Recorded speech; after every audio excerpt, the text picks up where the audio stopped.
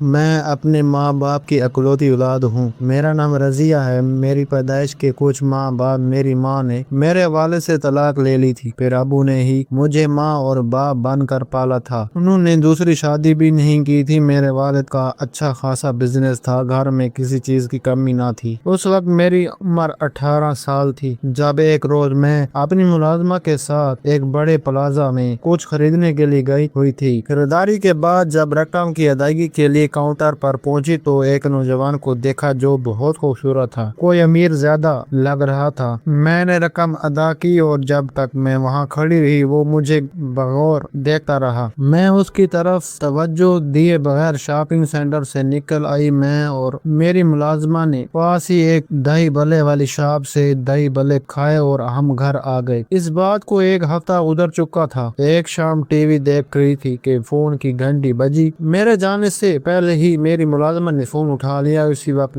وہ میرے پاس آئی اور بولی، بی بی صاحبہ آپ کا فون ہے، اور وہ اپنا نام شیراز بتا رہا ہے۔ میں کسی شیراز کو نہیں جانتی تھی۔ پھر سوچا کہ ہو سکتا ہے ابو کے آفس سے کسی نے کال کی، ہو سکتا ہے ابو کے بارے میں کچھ پوچھنا ہو، کیونکہ ان دونوں ابو شہر سے باہر گئے ہوئے تھے۔ ابو کا موبائل آف ہوتا تو اکثر گھر والے نمبر پر کال آ جاتی تھی۔ ابو نے ایمرجنسی کے لیے یہ نمبر دیا ہوا تھا۔ میں نے ٹی وی بند کیا اور فون سننے کے لیے چلی گئی۔ میں نے ہیلو کہا تو دوسری طرف سے کسی لڑکے نے سلام کیا اور بولا، میڈم میں فلاں پلازے سے بات کر رہا ہوں۔ ایک ہفتہ پہلے آپ نے ہماری شاپ سے کچھ شاپنگ کی تھی۔ خریداری کی پیمنٹ کرتے وقت آپ کے کچھ پیسے وہی کاؤنٹر پر رہ گئے تھے۔ 2 5 5 ہزار والے نوٹ تھے۔ شاید آپ اسی دن جلدی میں تھی۔ بڑی مشکل سے آپ کا نمبر اور ایڈریس ملا ہے۔ کیا یہ پیسے آپ کے ایڈریس پر پوسٹ کر دوں یا آپ خود لینے آئیں گی؟ اگر آپ خود آ جائیں تو میڈم ہمارے لیے آسانی ہو جائے گی۔ میں اس کی بات سن کر حیران ہوئی کیونکہ وہ جھوٹ بول رہا تھا۔ آپ یہ پیسے اپنے پاس رکھ لیں، مجھے ان پیسوں کی ضرورت نہیں ہے، میں قدرے تراشی سے جواب دیا اور فون رکھ دیا۔ یہ آوارہ مزاحد لڑکے جانے خود کو کیا سمجھتے ہیں۔ اتنے دن بعد اس ہیرو کو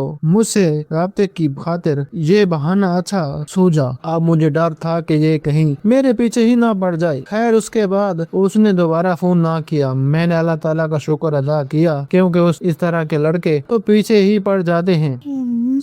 کچھ دن بعد ایک بوڑھا آدمی ہمارے گھر آیا تو اتفاق سے میں گیٹ کے پاس تھی۔ پوچھا، بابا جی کس سے ملنا ہے؟ کہنے لگی، بیٹی میں بہت قریب ہوں، جہاں کام کرتا تھا انہوں نے نکال دیا ہے۔ مالک کہتا تھا کہ تم اب بوڑھے ہو گئے ہو، اب ہمارے کسی کام کے نہیں ہو۔ بیٹی میں ایسے بات ہوں، ملازمت کی تلاش میں ہوں۔ میں نے کہا، بابا جی یہ تو آپ کے آرام کرنے کی دن ہے۔ وہ بولا، بیٹی بڑھاپے میں آرام قسمت والوں کو ملتا ہے، حالات سے مجبور ہوں، جب کوئی کرنے والا نہ ہو خود محنت کر کے پیٹ پالنا پڑتا ہے۔ بابا کے کپڑے صاف ستھرے تھے اور حیات بتا رہا تھا کہ ان کا کسی اچھے گھرانے سے تعلق ہوگا۔ نہ جانے کن حالات میں یہ ملازمت تلاش کرنے نکلا تھا۔ میرے احساس دل نے اس بوڑھے کا درد محسوس کرتے ہوئے کہا، ٹھیک ہے بابا جی، میں اپنے والد سے بات کروں گی، وہ ایک بڑے بزنس مین ہے، کہیں نہ کہیں آپ کے لیے جگہ نکال لیں گے۔ فی الحال آپ کچھ رقم رکھ لیں، آپ کو شاید ضرورت ہو۔ میں نے ملازموں کو آواز دی اور اسے اپنا پرس لانے کو کہا۔ جب ملازمہ پرس لے آئی تو میں نے 1000 کا نوٹ نکال کر بابا جی کی طرف بڑھایا، مگر انہوں نے لینے سے انکار کر دیا۔ کہنے لگے، بیٹی میں بھکاری نہیں ہوں، مانگنے نہیں آیا، میں تو ملازمت کی تلاش میں گھوم رہا ہوں، ملازمت مل جائے بس یہی آپ کی مہربانی ہوگی۔ میں نے ایک بار پھر انہیں پیسے دینے کی کوشش کی اور کہا کہ آپ یہ رکھ لیں، آپ کے کام آئیں گے اور ملازمت بھی مل جائے گی، مگر انہوں نے اس بار پھر انکار کر دیا۔ ابھی یہ بات سوچ رہی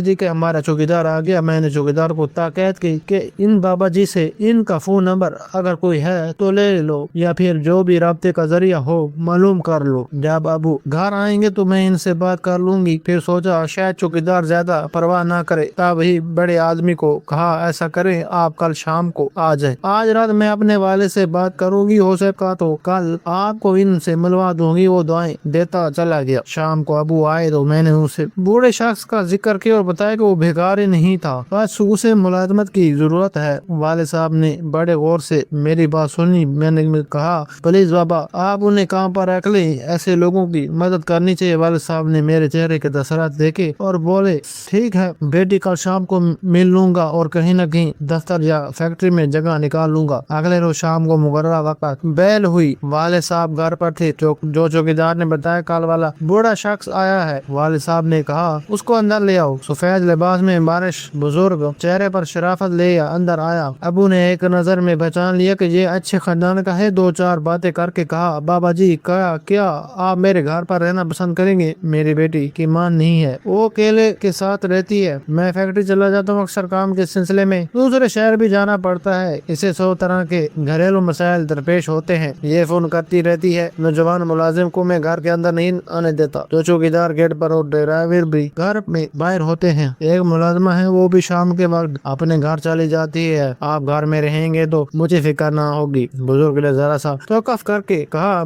मेरी भी एक बेटी थी, उसकी माँ मुझे छोड़कर चली गई थी। ना उसे बेटी की फिक्र थी और ना ही मेरी बेटी, और हर वक्त अपनी माँ की जुदाई के गम में रहती थी। 7 बरस की उम्र में उसको बिजली का करंट लगाओ। उस वक्त वो घर में अकेली थी और मैं कहाँ पर था। हमसाये के जिम्मे लगा कर जाता था कि वो मेरी बेटी का ख्याल रखे, मगर वो ख्याल ना रख सके और मेरी बेटी फौत हो गई। ये कहते हुए उनकी आंखों में आंसू भर आए। आपकी बेटी मेरी बेटी जैसी है। उन्होंने मेरी जानिब इशारा किया। बुजुर्ग के दुखी होने पर मैं भी अब जीता हो गई, क्योंकि मैंने भी माँ की जुदाई का दर्द साथ था। अबू ने मेरी खातिर दूसरी शादी नहीं की थी। वो मुझे बेहद अजीज रखते थे। उन्होंने ही मेरी परवरिश की थी। मेरी वालदा से उनकी मोहब्बत की शादी थी। यूनिवर्सिटी दौर में ही उन्होंने दूसरे को पसंद कर लिया था और शादी का फैसला भी कर लिया था, मगर घर वाले ना माने जाए। बिलाखिर सारे घर वाले की मुखालफत के बावजूद अपने पसंद के लड़के से शादी की, जिसमें उनके वालिदैन भाई ने शिरकत ना की। मेरी माँ ने मुझे जन्म दिया तो उसके बाद अबू से उनका न जाने किस वजह से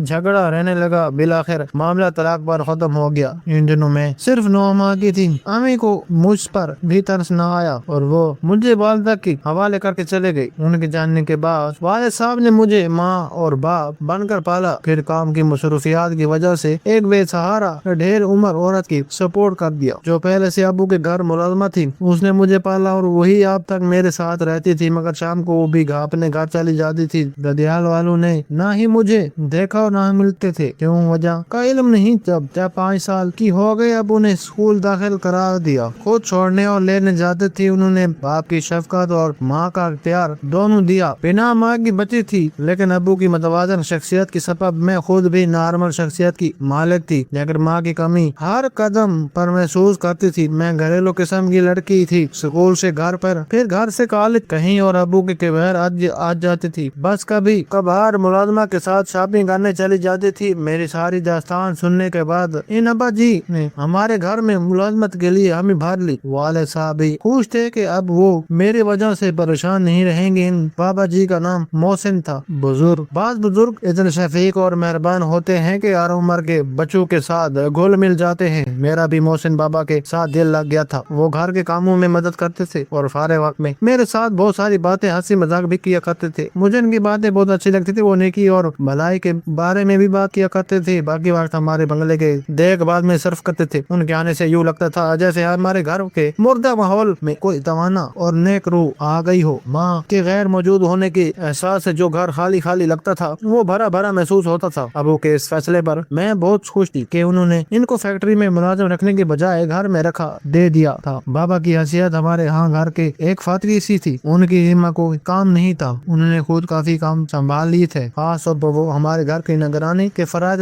इंजाम देने लगे। मैं जल्द मोहसिन बाबा से मनूस हो गई। मुझे तो वो पहले दिन से ही अच्छे लगे थे। दिल चाहता कि उनको अपने पास बिठाकर बस उनकी बातें सुनती रहूं। उनको अक्सर यही फिक्र रहती थी कि मैंने कुछ खाया है कि नहीं। वो एक माँ की तरह मेरा ख्याल रखते थे। बाबा खाना पकाना भी जानते थे। मैं मना करती तो कहते, बेटी किचन को नौकरों पर नहीं छोड़ना चाहिए, बल्कि अपना खाना खुद अपने आप से पकाना चाहिए। वो अपना खाना खुद न बनाना पसंद करते, कुछ को साफ सुथरा रखते थे। इनके देखा देखी में भी खाना पकाने में दिलचस्पी लेने लगी। वो बिरयानी बहुत अच्छी बना लेते थे। मैंने उनसे बहुत कुछ सीखा था। मुझे तो कुकिंग का शौक ही नहीं था, मगर वो कहते ही, बेटी खाना पकाना लाजमी सीखो। अब तुम्हारी भी शादी होनी है। अगर तुम्हारे शोहर को नौकरों का खाना पसंद ना आए तो वो तुम्हें कह दे कि तुम खुद मेरे लिए खाना बनाओ, तो फिर क्या करोगी? बेटी वैसे भी शोहर को अपनी बीवी के हाथ का खाना बहुत अच्छा लगता है। है, मुझे इनकी बातें बहुत अच्छी लगती थी। मैंने कभी भी बुरा नहीं माना था। सच कहो तो मुझे आज तक किसी ने उस तरह से नहीं समझाया था जैसे वो समझाते थे। मेरी जिंदगी बहुत खुशगवार हो गई थी। अब मैं जहाँ भी जाती हूँ मोहसिन बाबा को साथ ले जाती शॉपिंग के लिए, या फिर कभी किसी क्लास फेलो के घर में। जब तक वहाँ रहती वो गाड़ी में बैठने रहते हो। वालिद साहब को पसंद ना था कि मैं नौजवान मुलाजिमों के साथ कहीं जाऊँ। तभी घूमने फिरने के बजाय घर में रहा करती। मोहसिन बाबा साथ होते तो घूमने फिरने की इजाजत मिल जाती। अब सहेलियों के साथ तफरीह के लिए किसी पार्क रेस्टोरेंट में भी जा सकती थी। मोहसिन बाबा के हमरा जाने से मुझे कोई उलझन नहीं होती थी, बल्कि बेसकून महसूस होता था। उनकी शख्सियत ही ऐसी थी, तहफ़्फ़ुज़ का भरपूर एहसास मिलता था। एक रोज मैं अचानक ड्राइंग रूम में गई। मोहसिन बाबा और वालिद साहब की बातें सुनकर हैरान रह गई कि मोहसिन बाबा एक माह की छुट्टी के लिए इजाजत तलब कर रहे थे। 2 माह में उन्होंने हमारे घर का नक्शा ही बदल दिया था। वालिद साहब ने इन्हें तनख्वाह दी और उनकी छुट्टी मंजूर कर ली। उनके जाने से मैं बहुत उदास हो गई थी, लेकिन उन्होंने जाना ही था। अपने घर की याद उनको सता रही थी। वो दोबारा आने को कहकर चले गई। मैं काफी दिन उदास रही, जैसे मेरी कोई खास चीज खो गई हो। 1 माह का वक्त बहुत मुश्किल से गुजरा था। मोहसिन बाबा को गए 1 माह गुजर चुका था। मैं बहुत खुश थी कि अब वो आ जाएंगे, इनका वालिद इंतजार था, मगर वो नहीं आए। फिर एक रोज वालिद साहब ने बताया कि वो आ रहे हैं। मेरी खुशी का ठिकाना ना रहा, लेकिन वो अकेले नहीं आए, अपने बेटे के हमरा आए। उस दिन उनका हुलिया ही कुछ और था। एक बड़ी सी गाड़ी में आए थे। हैरत का झटका तो मुझे तब लगा जब ये मालूम हो कि मोहसिन बाबा कोई मामूली आदमी ना थे, वो शहर के रईस आदमी थे। और जिस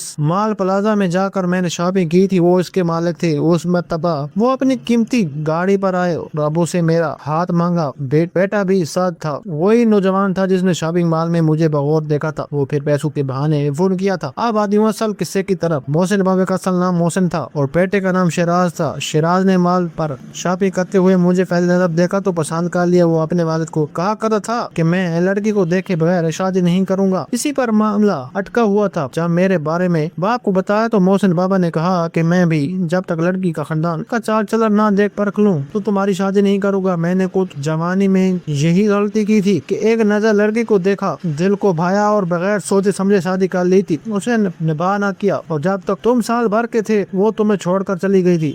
तलाक ले ली और मैंने भी इस शर्त पर इसका खला कबूल कर किया कि बेटा ना दूंगा। उसे शायद बेटे की चाहत भी ना थी। वो समझती थी कि मैं इतना छोटा बच्चा संभाल ना सकूं तो खुद वापस कर दूंगा, मगर मैंने फिर भी बेटा माँ के हवाले ना किया। किन वक्तों से पाल पोस कर जवान किया वो मैं ही जानता हूँ। अब अपने इकलौते बेटे की शादी के मामले को इसके जज्बाती पेन और तजर्बे की भीड़ नहीं चढ़ने दूंगा। बाप का मौका सुनकर उनकी शर्त को शिराज ने मान लिया। माना था कि लड़की को देखने परखने के लिए हमारे घर बार बार आता। बस बाबा ने मुलाजिम का रूप धारा और अल्लाह ने जोड़ी मिलानी थी तो उनका रास्ता आसान हो किया। यूँ हमारे घर रहकर उन्होंने मेरी आदत और अदवार का मुताला कर लिया। उनका ख्याल था कि मैं एक अमीर आदमी की इकलौती लड़की हूँ, आजाद ख्याल खुद सर हो सकती हूँ, माँ के बगैर घरदारी की तरबियत भी ना मिली होगी। मोहसिन बाबा के ख्याल में अमूमन ऐसी घर की लड़की अच्छी बहू साबित नहीं होती। वो बेटी की शादी को कामयाब और घर का आराम सुकून का गहवारा देखना चाहते थे। कहती है कि सांप का डसा से रस्सी से भी डरता है। इंदिरा अबू का भी इस मामले में कुछ ऐसा ही हाल था कि मोहब्बत की शादी करके पछताना पड़ता था। जबकि मोहसिन बाबा को गुमान था कि शिराज और मुझ में कहीं फोन पर मोहब्बत वाला ड्रामा न चल पड़ा हो। इधर अबू को मेरी जिम्मेदारी संभालनी पड़ी तो मालूम हुआ कि